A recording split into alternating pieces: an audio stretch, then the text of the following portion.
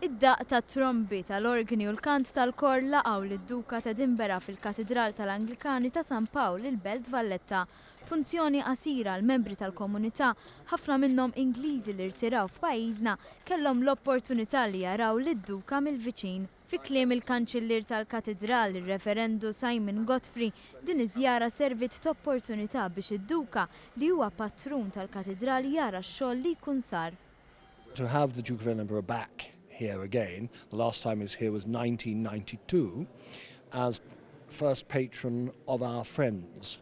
And so the service was about the Friends, giving thanks to God for the life and work. They uphold us financially, they do a lot of work to keep the fabric of the church in order. So to have him here, he's a great supporter. Jakkumpanjaw il-qari tas-salmi kienu noti tal-kor tal-Katedral is-St. Paul Choral Society. Id-direttur tal-kor Hugo Aġus Muscat fisser kif taw toma tar-repertorju tagħhom lil dawk preżenti.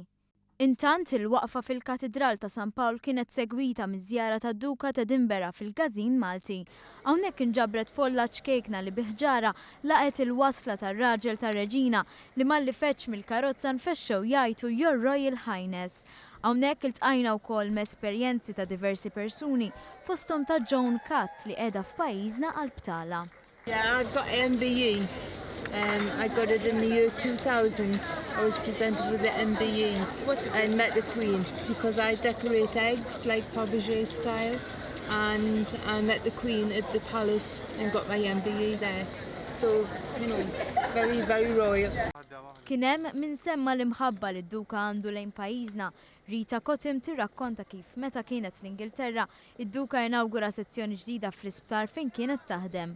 U kif għatlu jiena Maltija, daqshekk illi kulħadd ġi jiġri ħdejna.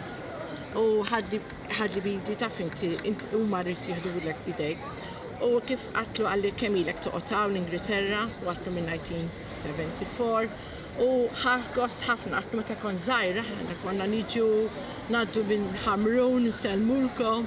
U vera ħadd gost infatt imbagħad biex niċċajtaw ix-xogħol il-kbar li tagħna kulħadd jagħmel li Majesty.